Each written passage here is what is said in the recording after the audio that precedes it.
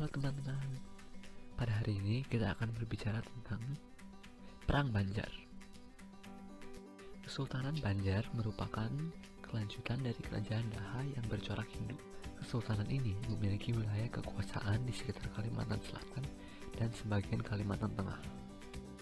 Dalam perkembangannya, Kesultanan Banjar memiliki wilayah yang strategis dalam jalur perdagangan internasional yang menghubungkan Asia Timur, Asia Selatan, dan Jazirah Arab.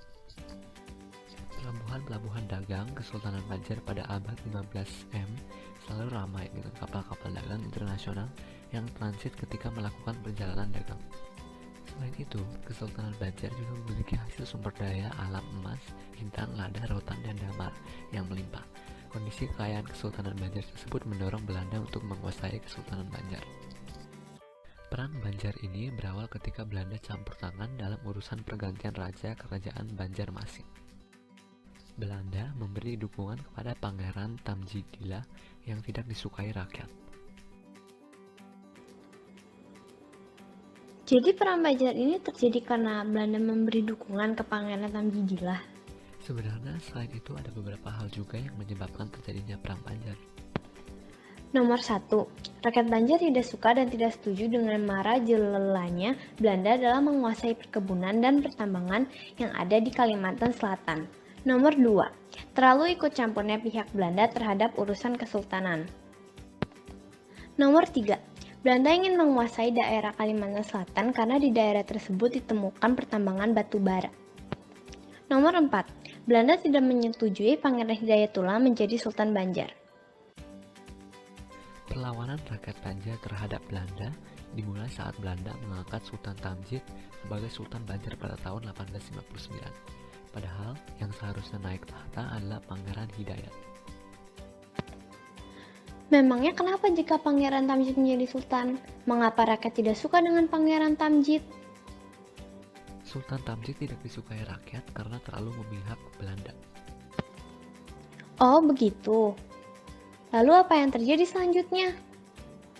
Pangeran Antasari dan Pangeran Hidayat memimpin perlawanan terhadap Belanda pada 1859. Antasari berusaha untuk membela hak Pangeran Hidayat dengan bersekutu dengan para kepala daerah hulu sungai, Martapura, Barito, Plehari, Kahayan, Kapuas, dan lainnya. Pada 28 April 1859, Pangeran Antasari dibantu Pangeran Hidayatullah, Demang Lehman, Haji Buyasin, Tumenggung Antaludin, dan Pangeran Amrullah untuk menyerang tambang batu bara milik Belanda dan benteng Pengaron. Ini adalah Pangeran Antasari dan Pangeran Hidayat. Kemudian muncullah beberapa pertempuran di tempat lain. Pertempuran Benteng Tabenio pada Agustus 1859, Pertempuran Benteng Gunung Lawak pada September 1859, Pertempuran Menggutayur pada Desember 1859, dan Pertempuran Amawang pada Maret 1860. Pada tahun 1861, karena keterbatasan persenjataan, Pangeran Hidayatullah menyerah ke Belanda dan diasingkan ke Cianjur.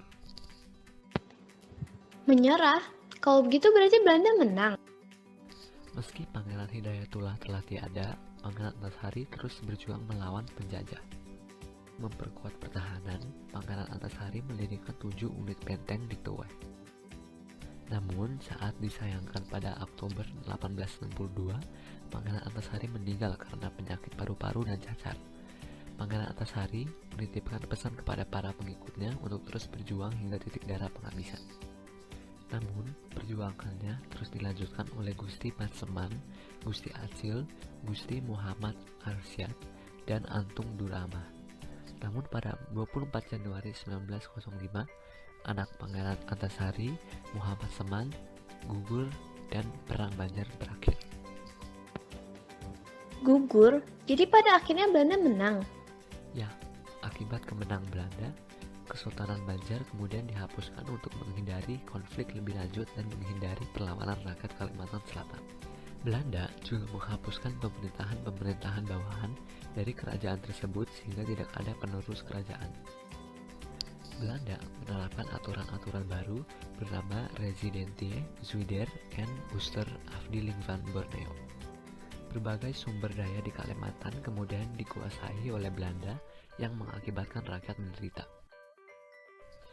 Eksploitasi besar-besaran terjadi pada pengambilan sumber daya alam secara paksa berupa rempah-rempah, perkebunan, dan tambang batu bara yang dilakukan langsung oleh pemerintah Belanda.